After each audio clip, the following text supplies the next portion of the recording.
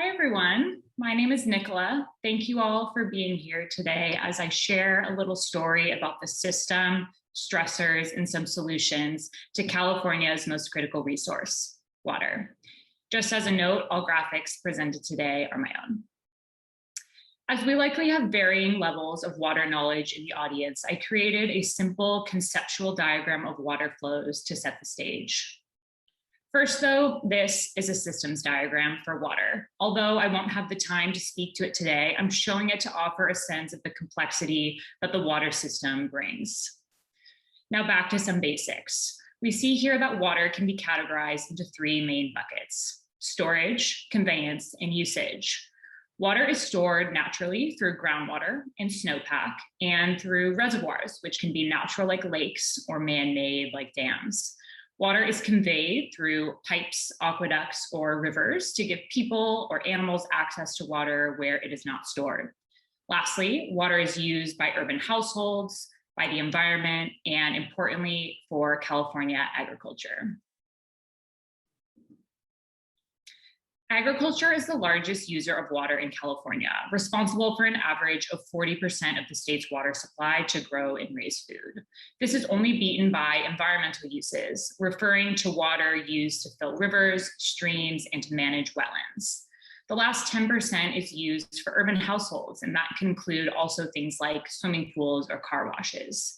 As we start to understand agriculture as the largest user of water, it reveals where there are levers and stressors in the system that are able to impact its availability. And a particularly vulnerable and stressed aspect of California's water system is groundwater, which agriculture has a large hand in. This is because crops grown in California are thirsty, and most of Central California is used for farming, as it's some of the most productive agricultural land in the country. This graph shows type of crop by acre coverage in the Central Valley. And two of the three most planted crops, almonds and alfalfa, that together cover over 1,000 acres, really require a lot of water. For example, it takes just over a gallon of water to produce one almond. And planting of water-intensive crops like these actually increased during the last drought, another stressor to the water system. California is currently facing another drought, as many of us may know, but the state is no stranger to a shortage of water, having experienced increasing and more frequent dry periods in recent years. Pictured here is a graph of drought severity from the year 2000 to present. The darker the color, the more severe the drought. And as we can see here, during the last drought from 2012 to 2016, almost half of the state was in the highest category of exceptional drought, and about 75% was in the second highest category of extreme drought. This has led to a grave over-reliance on the state's invisible but precious resource of groundwater.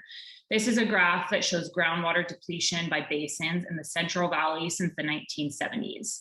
We can see years on the x-axis, groundwater depth on the y, and individual groundwater basins in the Central Valley depicted by the lines on the graph and in the legend on the right. As evident by this trend line, aquifer levels have been in a steady decline since then, with the most dramatic drops. You may be able to guess it during our last drought.